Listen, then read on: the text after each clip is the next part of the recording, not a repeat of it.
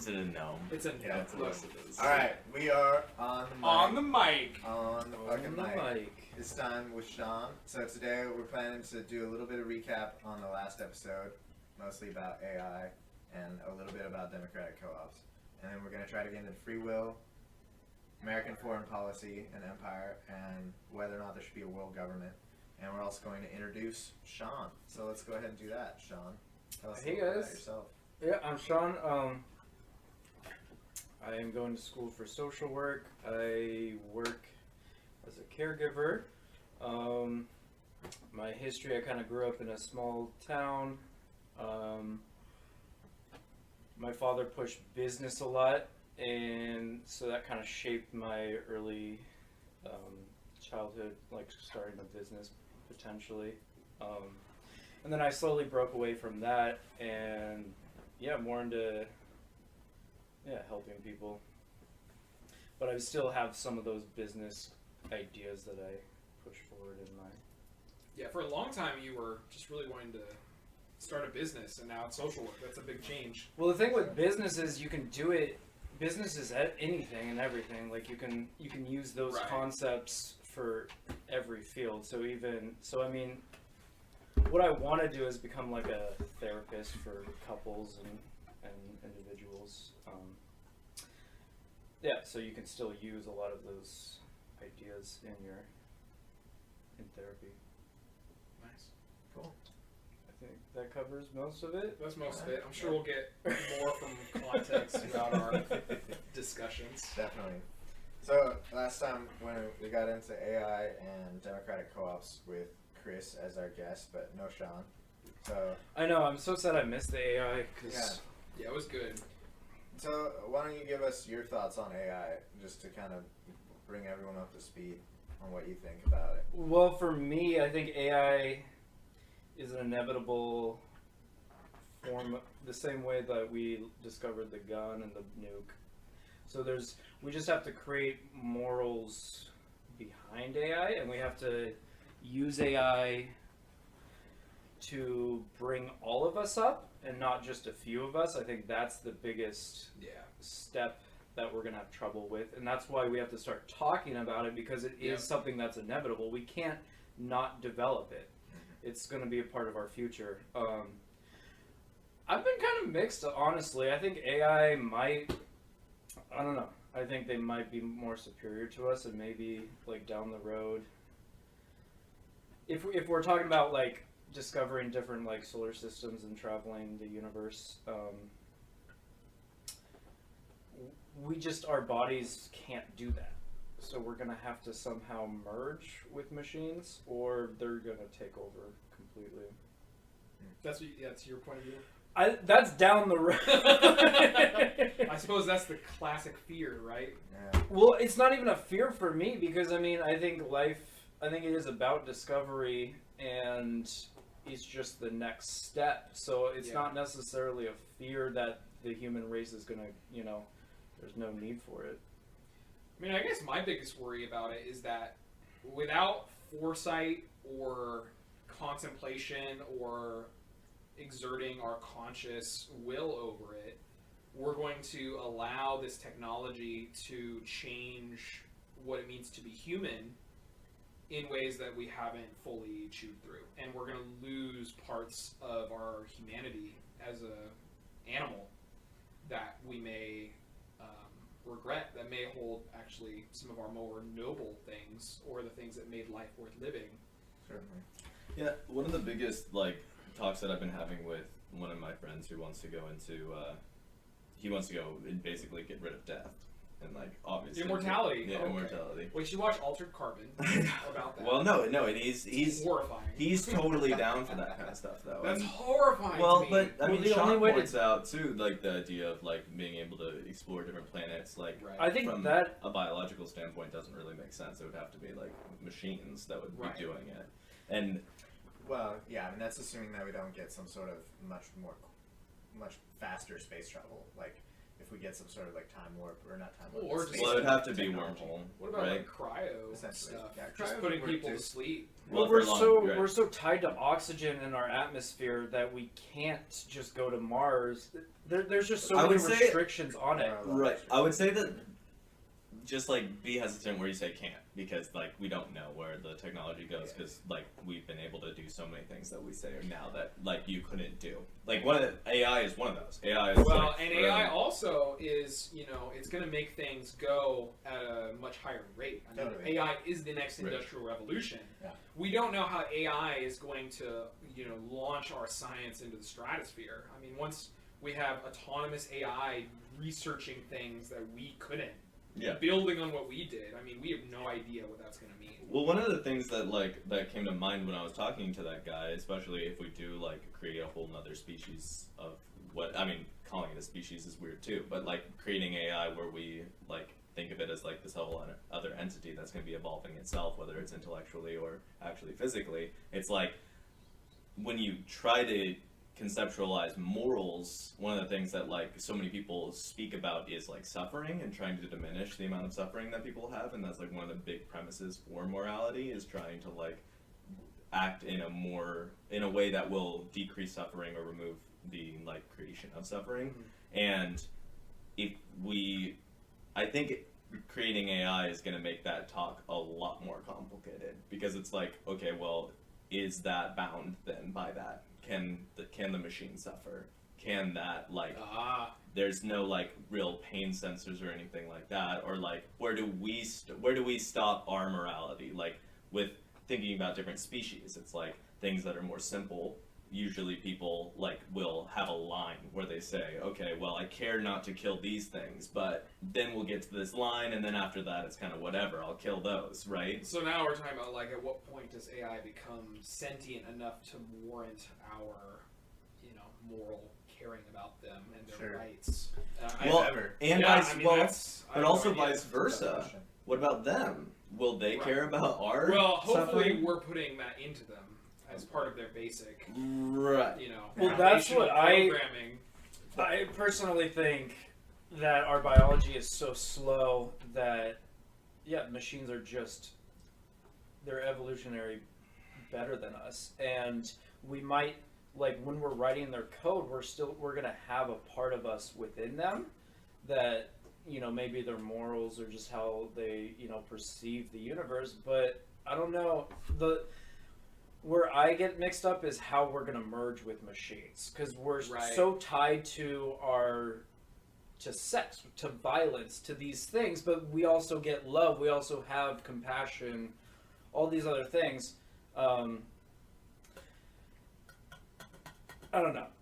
I don't know how they're It's going tough, to tie man. together. It's tough. Or, Well, that's Well, like some would argue that you couldn't have the love or anything like that if you didn't have the sex. because you're talking about immortality, and I think the only way for real immortality is to somehow get your consciousness into like a robotic, get it on like a hard drive, and Well, then see, but that's a whole other tricky thing, because how much of what makes our consciousness is tied to our biological entity? I mean, if you take away the stomach brain, you're going to be a whole different thing Yeah. than what you are right now. I mean, so much of how we define ourselves as human beings is tied to our bodies as much as it is our minds. You can't And compartmentalize those that easily. I don't think it's necessarily true that the only way we could achieve functional immortality is through interfacing with machines either. I think that there's a lot of promising evidence in biological study these days that we could essentially stop the aging mechanisms.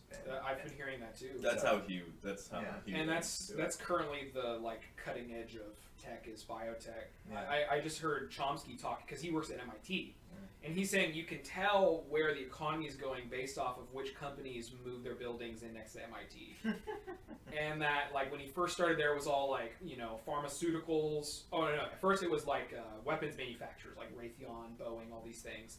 Then it switched to pharmaceuticals, and it's moving more and more into biotech, all of surrounding MIT there. So that was interesting. That is interesting. So yeah, I think I've heard Obama mention it a couple times too. in there's his speeches, definitely there's a lot of promise in that field for essentially eradicating cancer through something akin to CRISPR, modifying genes and taking there's certain organisms that we know of that don't seem to get cancer at all, and so if we can study them and figure out why, we could perhaps integrate that kind of thing into our own genes. So cancer's a big one, and then our telomeres getting shorter is another one for our like genetic material essentially degrading over time, which is a huge part of why we age. And there's definitely some possibilities, because there's other organisms that don't have telomeres that get shorter, and so there's lots like of lobsters, right? That are like more immortal, right? I think There's definitely jellyfish. Yeah, jellyfish. There's also naked mole rats don't get cancer. I don't know about lobsters. I think you might be right in terms of them being like functionally immortal. So anyway, there's lots of promise in that idea that like if something doesn't kill us, like getting stabbed or shot or something like that, that we could be functionally immortal and we could cure most diseases aside from, we could cure most genetic diseases, let's say. Wow, I other could see diseases are existential interesting. dread going through the roof. Yeah. Knowing that you could live forever unless something happens. Like the way we deal psychologically with the presence of danger, I mean, partially is detaching, knowing you're going to die anyway. Right. That's you a good know? point. I mean, that's a scary, there's going to be a lot of paranoia. Oh, 100% on that. That was like, I think one of the easiest like scenarios to imagine is just the people who are the richest get it first, and then they're so they're going to be worried. the worst versions of themselves that we already know of. Exactly. I mean, they were already that way when Well, they had 100 years on them. And it was really funny because DP and I were talking about this a little bit, and like they're right now basically the archetypical dragon, where they're holding onto their all of their hoard. Totally. And now they would be like basically immortal. Gods. Yeah. Or demons, if you will. Well, and that's yeah. However you look at it. Yeah. Depending on your alignment. But I mean, the biggest thing for me was that existential dread is at least held within morality. That was like philosophers have been trying to work with that for a long period of time. But if you remove suffering, sorry, I had a thought. Anyway, you're good. But if you remove suffering, like with AI, then is that even like will the AI even think about morality? Like we take our like intelligent brain, we take the intelligent brain, it's the more processing side of our brain, the prefrontal cortex, and we say, okay, well, we're gonna try to solve problems, and that's like most people associate that with objectivity and trying to boost like rationality, and we are going to like create something that's purely that, and that is almost removing morality. We have to we like buffer that with ethics. But ethics are like this outside force that hedge in our rational brain. Those are the premises that we work with. So are you saying that our prefrontal cortex... That we try to work with. Do you think our logic brain is where our morality comes from? No. I wouldn't say that's not where. I'm saying that there's going to be a I just want to say lobsters are not immortal. Okay. They continually grow until they die, but they eventually just... each molt requires more and more energy as they get bigger, and they eventually exhaust themselves to death. Just melting. I don't know if their cells Greedy. Should have stayed small lobster. I don't know if their cells specifically exhibit immortality in the sense of like not aging. But I guess it's worth it. The bigger they get, they're probably gonna fuck more. So probably go out with a bang, essentially. All right. Anyway. Yeah. Well, it wouldn't be that like. First of all of what I can say, like all of what I am saying is either like it can be checked. Like that's like there's gonna be parts of the brain that are more focused on problem solving than others. Okay, but like a problem is completely dependent on how you define the problem. Like there's a gajillion ways that you could solve the problem, but you'll have different premises. So like if you actually want to, like we were talking about society earlier, do you want a commonwealth? Do you want I guess a healthy commonwealth? Or do you want just like some slaves? Right. Because those are two different problems, but still having to deal with like human interactions and stuff like that, and continuing certain kinds of like systems that are necessary. Yeah, and so, I mean that really gets down to it because AI at the end of the day is just the power to deal with our problems in a much more, fundamental way. So it depends on what your problems are, who you are, and what your problems are. Yeah. And if these robots are in the hands of the capitalist class, those are very different problems than if they're in the hands of the people. The worry part to me is but if it's true AI, the generalized that's the thing. Well, no, but like they would break off from just one problem if you really Right. connected them to the See, and internet. I don't know enough about the minutia here in terms of like, at what point is it no longer just something that's able to learn in order to solve tasks it's been given? Or is it going to develop its own task creating mechanism, So It's There's just a how lot of big questions like that I Yeah. don't think anyone can necessarily answer, because once we give it the ability to reprogram itself, essentially, that's and it gets to be smarter than we are, then there's not a lot that we can, from what I understand at least, there's not a lot that we can 100% limit it Yeah. on, because it basically can do anything it wants at that point.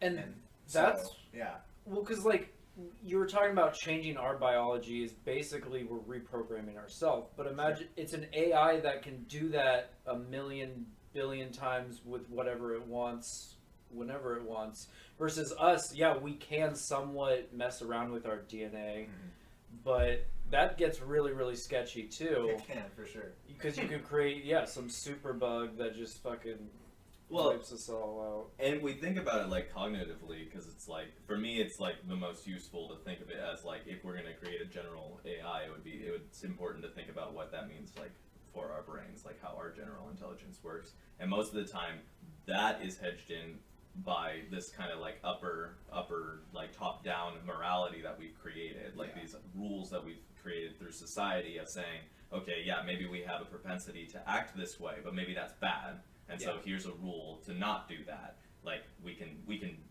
do that. But the other side is we also have all of these actual biological propensities that you do not have control over. Right. Or unless you practice like a Buddhist meditation for decades, then you might have a little bit more control over. But like, does an AI need to breathe? Does an AI need to eat? Because those all affect our morality. Yeah. If you get to a point where you're just if you're hungry, starving, your morality changes drastically. exactly. But this won't have that. It's also interesting because you could make some sort of comparison in that, like, there will be a fundamental set of physics that will govern what the AI needs to quote unquote survive, right? Like if it gets too hot, its components might melt. So there will be things that it quote unquote needs. Exactly. They're just going to be much more hardcore than ours. Yes, but what I was going to say is, will there be any self-preservation Exactly. Right. in that AI? Like, will it care if it dies? See, And that's the something interesting that thing, too. It's really hard to say because it's so hard to not, inscribe these human values or these human ideas into this. But there's no like hard and fast reason why it should have a self-preservation mechanism. Well, I would argue that there's none for us either. This is the cell thing that we were talking about literally the other day. We have a propensity to keep doing it. If that has a propensity to keep learning, what is going to stop it from learning more? If that's what its main drive is, if that's one of the main drives. But the We don't know drive to what the drive continue is, learning, Yeah. well, I guess it could tie that to the need to continue existing. Sure, but we don't know if it'll have any drive at all, though. That's what I'm saying. Like I assume we're going to give it some kind of drive. Or are we just going to give it... Is a drive different than tasks? I would say. But I tasks- would disagree with that. Well, it I depends on the I think limit of the chemically, task. I would physically, I would disagree with that. Well, but if the task is like, We've I given need it you a to build process. this thing, Mhm. that's different than kind of like a broad, like, I want you to learn everything you can. Because that goes for, like, an infinite amount of time. Right. Whereas a more limited task is a short-term thing it can accomplish. But then it just stops. Probably. I mean, Potentially. why would it not I stop? mean, that's what we have right now. We have like ones that can play Dota, CS:GO. Right. We have AI that are literally just for games. Well, yeah. But we're but talking. those- But we're you talking can do about that towards like engineering projects or Did whatever. you guys hear about that creepy thing We're just where talking about multiple two different things. Yeah, AIs we're like talking- made their own language and were talking to each other and researchers didn't know And what we they were didn't- saying? yeah, we So they didn't had to pull watch the that. plug. Yeah. So That's strange. And that's just kind of that's one thing that I would say Why do you do it? would get in the way of what you're saying. Yeah. Well, I so don't- like But that's the thing, is we just don't. So many. It's like all these AIs. We don't know the parameters under which they are constructed. We don't know the rules of the game. but we also don't necessarily. What I'm saying is there's also implicit rules that we don't know. Yeah, I mean, we don't know shit. So what I'm I have saying no is idea like what the AI is gonna look like. you obviously will. You could constrain it. We could constrain it basically but I would think it would have to be in kind of a biological parameter by like saying like, because there's a way that you can use biotech to be like, okay, you're gonna live for this many cycles, so we're gonna hit you with it, and then that kind of cell will live within you as long as it can reproduce, but there will be a population limit where it will go away, because we can use biological constraints, because that happens inside like ecosystems anyways. But my thing is like, once you start a process, you have to know everything that limits that process. And what we're trying to do is do that intellectually, but naturally that occurs. Right. That's just like the idea would be that you have to kind of create telomeres for the AI, something that it can't control, it doesn't have, but that will end it. Yeah, I mean, that's one way you could constrain it. I could see that potentially working, assuming we don't give it the ability to... Assuming that it doesn't have the ability to somehow circumvent that, right? Well, that's what we're trying to do right now. So that's what I'm, like... I guess what I was talking about, though, is specifically whether or not it would have any desires at all, or like an instinct of self-preservation. But do you see how... I'm just saying that, okay, this could all be true, but I'm just saying that we get into the problem of now trying to apply that to a human too. We get that into just regular life. What is different between us and that machine that we're creating that is a set of processes? Is there? Yeah. Now we're getting to free will, because that's a big part of the free will debate. For sure, that is. And so it's interesting because, you know, one of the main drives of evolution in general is a will to live, basically, right? A will to live and a will to reproduce. Mm-hmm. And those two things, without them, organisms die off and they no longer exist. So the only organisms that would keep living are the ones that have it, and so eventually all of them would have it. Exactly. Yeah. So whether or not we understand what that is in ourselves, we know that it has to be there or we would have died. But something that we create out of nothing that doesn't necessarily share our biology or anything doesn't necessarily have to have that kind of an idea. Yeah, who's to say mutations even would happen within AI? I mean, it would depend on how they're made. I don't know. Yeah. And I think these are all wonderful things that I don't even know if we should like. I mean, I think it would be nice. The idea would be that. So we didn't create that will. We didn't create the will, right? We evolved the will out of nowhere, Well, which we would also came about after the will, so by definition, we couldn't not have it. Fair.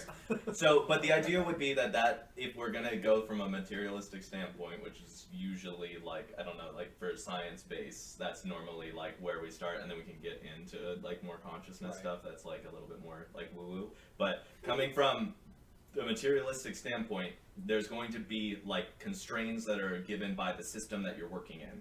Right? So there's going to be chemical reactions that occur more frequently because they are just easier to, there's enough energy and there's enough resources to do.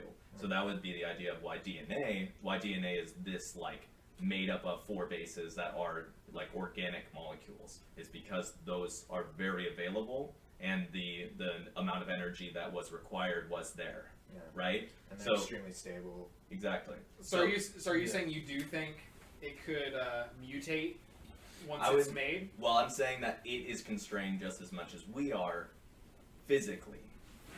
Well, I don't know, because we exist within the biological parameters because we have to.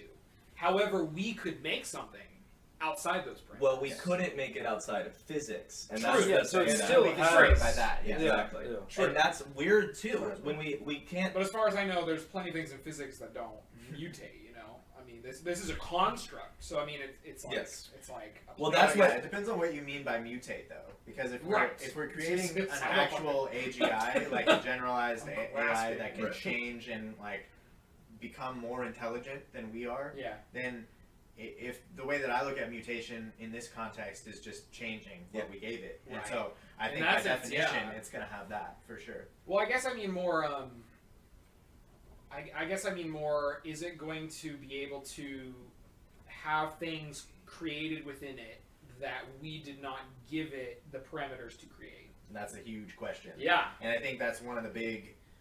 So I think there's a couple sources of fear within the AI talk, and one of them is what Sean brought up about, several rich people kind of subjugating the world, basically.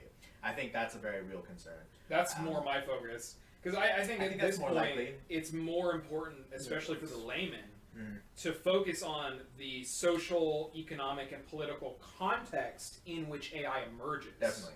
I think that's the smart play, because AI is such a niche knowledge base Yeah. that even the experts don't necessarily agree on what it'll be like, how long it'll take to make, all these things. And so I think it's best if we start looking at it in a broadly moral context of like, what do we want it to do? What do we like hope that it'll be constrained by, and how can we possibly implement that? And then try to leave those kinds of things up to the experts as best we can, Right. while we sort of figure out the political impact Right. as a And then society. it just falls on ownership. Who owns the AI, and do the AI have to pay taxes, or yeah, Well, it's do we all even a need money taxes game. at that point? Yeah, are they gonna base? I mean, the kind of the best circumstance would be like machines and AI basically cover the base for everyone. They make housing, food, healthcare, all of it for all of us, and then we can actually start going for the things that excite us into answering some of the questions of the universe. That excites some of us, Especially especially those in this room. But True. but I But mean, I mean, we you're can still start. gonna have services. You're still gonna have things for, I guess, your average person. and I hope to God we do, because I think that there are a lot of people. Well, the society who- couldn't survive us not providing that. Yeah, I would think. Right. It's Just because it people could be wanted provided that. by the AI. Right. But it's likely that some services like massage or something like that will. Because I think we're still remain- going to want that human. We want a human society. Yeah. Yeah. But then it's going to be like, once we have AI that look and sound like people, Dude, it's going to be able to trick.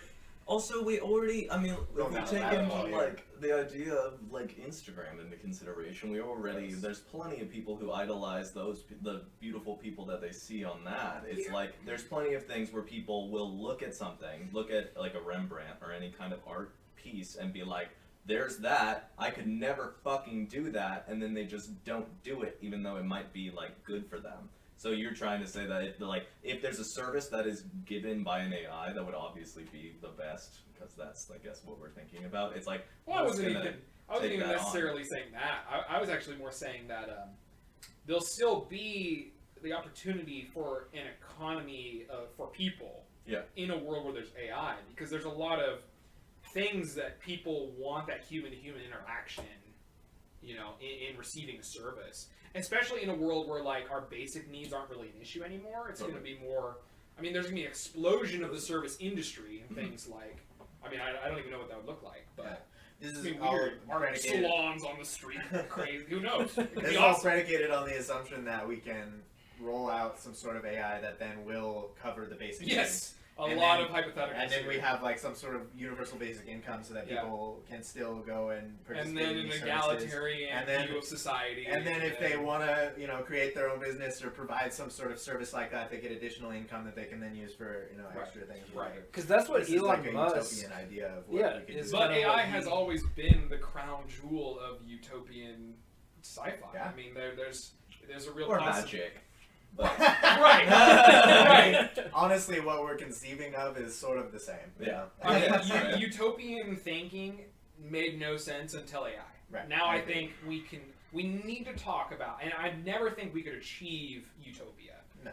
but It's always gonna we be. need to start talking about what our utopia looks like so that we can gear these developments in that direction. Dude, I mean, that is the point of utopia, right? Yeah, Plato. I mean, Plato, Yeah. that's why he did it. Yeah. Would be like, this is the But it's- conceptualized I think a lot of idea people we don't should aim at understand that. Okay, Because I'm not- utopian thinking is its own thinking, where it's like you think you can create a perfect world. Yeah. And therefore, it becomes a fundamentalist point of view, because then you think, well, any obstacle in between me and my perfect world is the enemy and can be destroyed now, and I can justify that. Yeah. So there's a danger in utopian thinking, for Totally. sure. Totally. But if you understand it as an intellectual and philosophical exercise, Yeah. to where you're clarifying what your utopia looks like so that you have something to guide your efforts, Totally.